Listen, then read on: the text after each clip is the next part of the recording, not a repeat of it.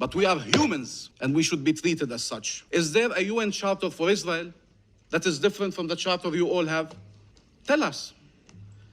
Is there an international law for them, an international law for us? Do they have the right to kill and the only right we have is to die? What the hell does Israel need to do more for this council to act under Chapter 7? What more can they do for this council to act under Chapter 7? Or will this council be the last place on earth that cannot recognize a threat to peace when they see it? When it is so glaring, so undeniable? You are witnessing the attempt to annihilate a nation, destroy a nation. It is not even hidden, it is in plain sight. And yet the very tools designed to respond to these situations are not being used. So which one is it? Are Palestinian lives not worth saving, or does Israel have a license to kill? I truly do not understand, and you're saying we cannot be for an unconditional ceasefire. What that means in effect now is that we are for a war. Oh yeah, you want to see the Hamas militants in air quotes that they're arresting, by the way? Images like this happen in Gaza every night, by the way. Photos are circulating on social media alongside reports that the Israeli army is rounding up and blindfolding Palestinian doctors, nurses, and patients outside of the hospital in northern Gaza. Some of those detained are seen with catheter bags, nasogastric tubes, IV drips, and crutches.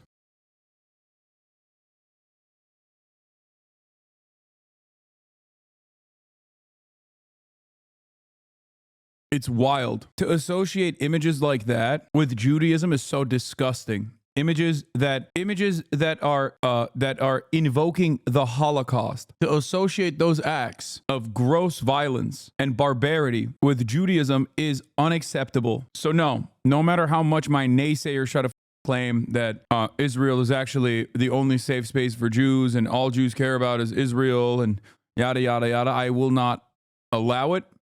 And I will never agree with it. Shame on those who think that the former ways of decrying anti-Semitism in defense of Israel, that still think that people can't see right from wrong, that still think that you can just shame people into silence like this. This is how supporters are justifying these images. This is what defeat looks like. Massive Hamas surrender in northern Gaza last night. And before you ask, they're stripped down to their underwear so Israel can ensure they're not strapped with explosives, but also every time I post a picture like this, all the social warriors come out to play with it. They are humans. They deserve dignity. Why does Israel have to humiliate them like this? Stupidity. So let me tell you something we learn from Jewish scripture. He who is compassionate to the evil will end up being evil to the compassionate. Like this guy, like that's crazy. These genocidal maniacs deserve zero compassion. I don't think I need to remind you what Hamas did on October 7th. Fix your moral compass. 30K likes. Yeah. Oh yes. And there are people of all ages here because there are people of all ages in Hamas. They've recruited women, children, old men, and everyone else who wants to kill Jews. Yeah. These guys were doctors and patients, by the way. These are people that they stripped, humiliated, packed up. Anyway, let's finish. Saying we cannot be for an unconditional ceasefire that does not release the hostages. Is this war releasing the hostages? Is it even trying to release the hostages?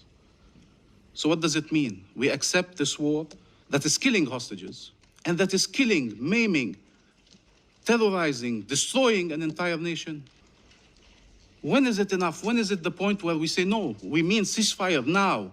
Does this guy speak Hebrew? I know he's a Palestinian Authority guy, but it's really interesting how he says his R's. His accent sounds more Israeli than Arab, but he is a Palestinian Authority guy, so West Bank might have had a Israeli teacher, like an Israeli English teacher, and that's why he sounds like that. Just something interesting. Now, we will not allow you to not listen to us, to ignore us, to insult us, to play games with us. This resolution is trying to restore life, to save lives. It's not a dangerous message. The draft resolution is not a dangerous message. This veto is a dangerous message to Israel that it can continue executing its plans, the very plans you oppose. What does it mean? That release of the hostages should be unconditional? This is what the Council has said repeatedly now for a year. Release of hostages should be unconditional. But stopping killing Palestinians is conditional? There are acceptable conditions to stop the mass killing of Palestinians? Israel will always claim conditions have not been met because its plans require it to continue this war, to annex the land and destroy the people. And therefore, we can no longer accept its conditions. 14 months, and we are still debating if a genocide must be stopped. There's no justification whatsoever for vetoing a resolution trying to stop atrocities. No justification for that. What happened on the Senate floor. Independent Vermont Senator Bernie Sanders speaking ahead of Wednesday's Senate vote to block the sale of U.S. tank rounds, bomb kits, and other lethal weapons to Israel. The measure did fail, but 18 other senators joined Sanders to stop arming Israel. I've heard members of the U.S. Senate come to this floor to denounce human rights violations taking place around the world. I've heard well-founded concerns about China's brutal reception of the Uyghur ethnic minority. I've heard rightful outrage about Putin's brutal... Bernie, you can't say that, bro. What the f? Bernie said there's hella white guys with ankle shorts in Xinjiang wearing like fitted caps, riding high on the brim. Ohio gas station Andes. Zoomers won't know this one. There was a term for, back in the day, there was a term for dudes who dressed a particular way. It's basically the N-word, but with a W. That's what he said. Attacks against Ukraine and bombing of civilian installations. I've heard genuine... He's courting the attention of dudes who still use synthetic weed, yeah. Concern about Iran's outrageous crackdown on peaceful protesters. I've heard repeated condemnations of Saudi Arabia's terrible treatment of women and political dissidents. And on it goes. A lot of folks come to the floor to talk about human rights and what's going on throughout the world. But what I want to say to all those folks, nobody is going to take anything you say with a grain of seriousness. You cannot condemn human rights around the world and then turn a blind eye to what the United States government is now funding in Israel. People will laugh in your face. They will say to you, you're concerned about China, you're concerned about Russia, you're concerned about Iran.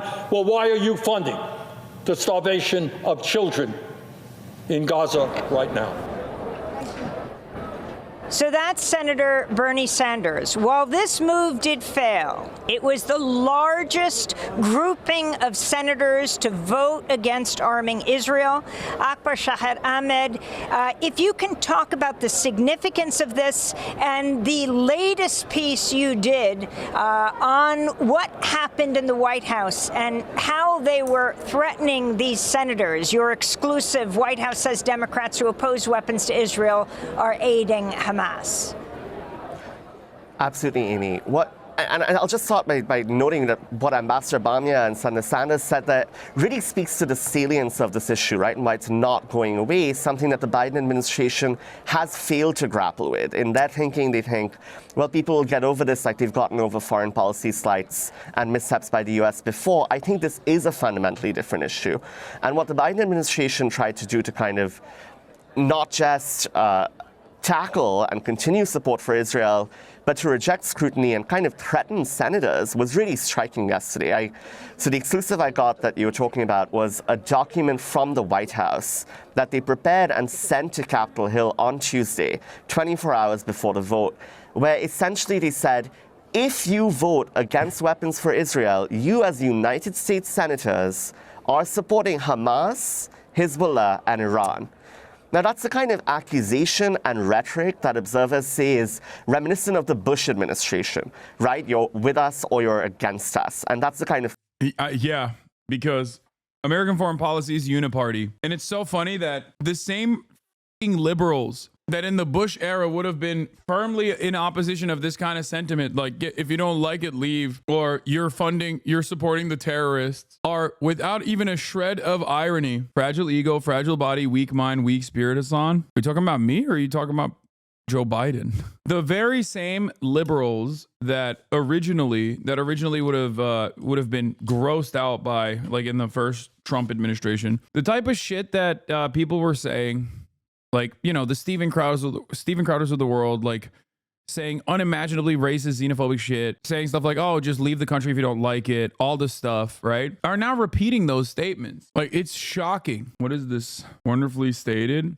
It's crazy how Hasan's community takes themselves so seriously, Lamau. They live in an echo chamber of fervent superiority that everyone else can see is cringe and actually psychotic. They're gatekeeping and genocide right now. That is what they're doing. Wait, what? Wonderfully stated. People like that are the biggest obstacles of Palestinian emancipation right now.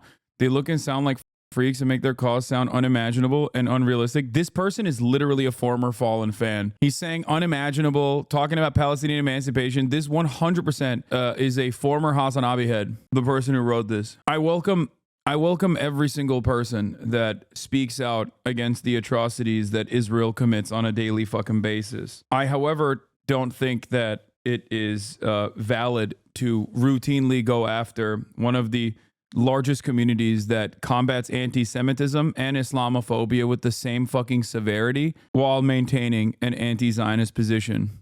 This is not gatekeeping. This is simply people who are being far too fucking gracious. People who are being far too gracious to those who have no grace left to give to any other person. He literally posted on the D-Reddit. This comment was posted by another Destiny fan. This is a former Hasan fan who's a Destiny fan now. Or maybe Destiny fans have been watching me so much that they literally sound like me now.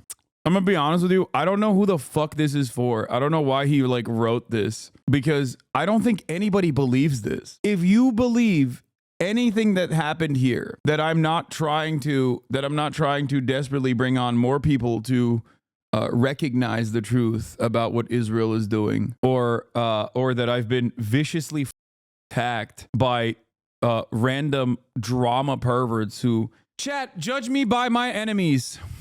If you cannot make up your mind on the virtues of the things I speak of, judge me by who looks to me and says, you're a bad person. I don't think this person has ever watched a single moment from my broadcast. I was willing to even collaborate with Ethan, far past the point of him ending leftovers. He called Jewish Voice for Peace capos, dude. The do you mean? That was like early into Israel's genocide. People yelled at me non-stop. You helped put together Creators for Palestine? I know. People yelled at me non-stop for being far too gracious to Ethan over and over again. What a ridiculous crock of shit. Yeah. Collaborate and compromise with more communities like the Try Guys, Smosh, like the Campus Encampments, like the Uncommitted Movement, like having Rashida Tlaib and Ta-Nehisi Coates and Motaz Aziza on stream. Like I've had literal genocide survivors on stream. Here's how you should do it. It's so funny. I literally had Asmongold on to talk to him after his statements about the barbaric nature of the Palestinians.